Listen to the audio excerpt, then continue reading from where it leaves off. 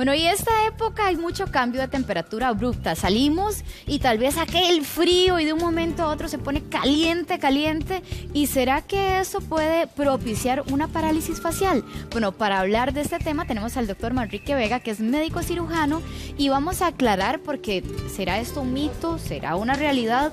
Doctor, porque hay personas que, por ejemplo, están planchando o están calurosas y abren el refrigerador o salen corriendo todas sudadas y no se abrigan. ¿Estos cambios abruptos de temperatura realmente pueden provocar una parálisis facial? Bueno, pues sí y no. Hay múltiples causas. Hay que iniciar definiendo qué es una parálisis facial y cuáles son los dos tipos más frecuentes. La parálisis facial es la pérdida de función del séptimo par craneal, que se encarga de, entre muchas funciones, de la movilidad de los músculos faciales, del gusto en el tercio posterior de la lengua y de también parte auditiva, dependiendo, porque tiene una cofunción con otro nervio. Aquí que tenemos la imagen, doctor, ¿usted podría señalar más o menos dónde podemos localizar ese nervio?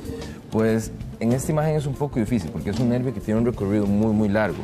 Sale desde el tronco encefálico, tiene un recorrido bastante extenso, pasando por múltiples zonas, y al final llegando a la inervación, de los músculos respectivos de la cara. Más que todo tal vez a nivel de la bueno, ahí facial. Tal vez podríamos... Más que todo es un nervio que viene como de acá hacia acá. Y posteriormente llega un ganglio y hace una división de la mayoría de los músculos faciales. Hay uno igualmente de este lado. A ambos lados. A ambos lados, correcto. Él nace del tronco encefálico, llega a un ganglio que se llama ganglio geniculado y ahí se divide a varias zonas. De ahí viene el hecho de parálisis central o parálisis periférica, que eso es lo que es importante determinar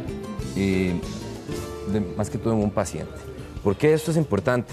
Porque si es central puede verse a un accidente cerebrovascular o un famoso derrame, y eso es importante porque ya sería una emergencia médica un poco mayor.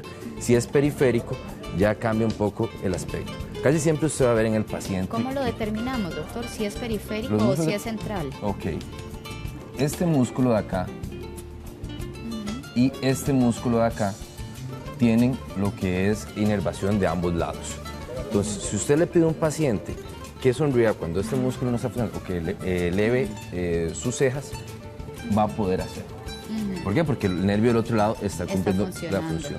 Sin embargo, cuando ya esa función se pierde, probablemente es que haya una lesión de tipo central. Si se preserva, es de tipo periférico. Doctor, para aclarar algo, este tema de los cambios fuertes de temperatura, que vengo sudada, no sé, salí a caminar, a correr, hice un poquito de ejercicio y entré al carro con el aire acondicionado frío.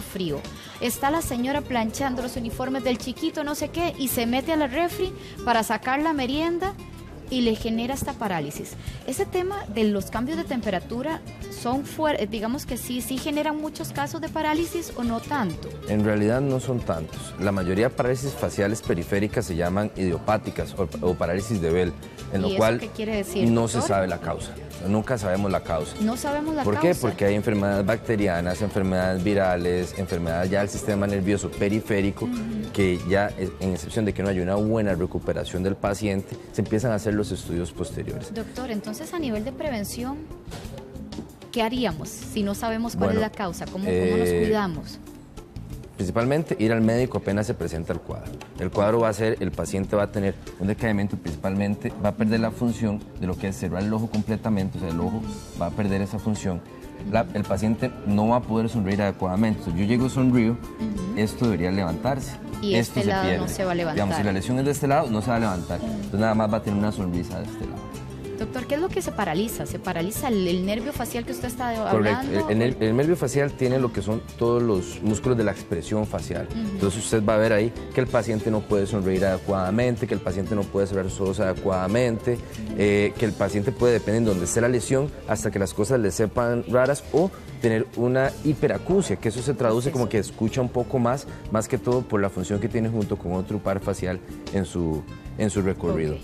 Es importante también determinar que estos cambios de clima o cambios climáticos pueden influenciar, sin embargo no son la mayor causa.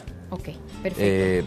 ¿Por qué ocurre con esos cambios climáticos? Más que todo por contracturas de músculos a nivel profundo que terminan causando una lesión a nivel periférico del nervio. Doctor, ¿y el tratamiento? Porque usted decía, bueno, si sufre esto, acuda al médico inmediatamente. Okay. ¿Cuál es el tratamiento? El tratamiento, como la mayoría de veces es idiopático, excepto que sea muy evidente otra causa, se usan esteroides. ¿Por qué los esteroides? Porque estos van a ir a desinflamar el nervio en la mayoría de su recorrido.